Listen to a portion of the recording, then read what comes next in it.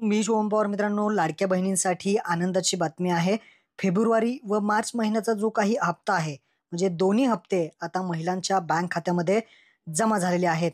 फेब्रुवारीचा हप्ता 7 तारखेला जमा झालेला आहे आणि मार्चचा हप्ता आत्ता आजपासनं जमा व्हायला सुरुवात झालेली आहे. भरपूर महिलांच्या खात्यामध्ये आजपासून पैसे जमा झालेले आहेत. म्हणजेच दोन्ही हप्ते महिलांच्या खात्यामध्ये आलेले आहेत.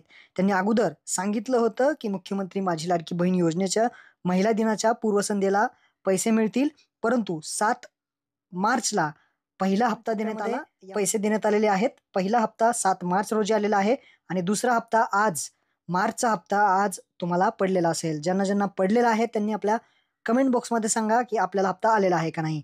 त्यानंतर त्यांनी 2 टप्प्यामध्ये जे सांगितलं होतं, ₹3000 तुम्हाला मिळतील. पहिल्या टप्प्यामध्ये ₹1500 आणि दुसऱ्या टप्प्यामध्ये ₹1500 आणि हे 12 मार्च जर आत्ता आले नसतील, तर ते सुद्धा हळू आज संध्याकाळपर्यंत, उद्या संध्याकाळी सुद्धा पैसे हळूहळू येतील. त्यांनी सांगितलेलं आहे, की हळूहळू पैसे येतील.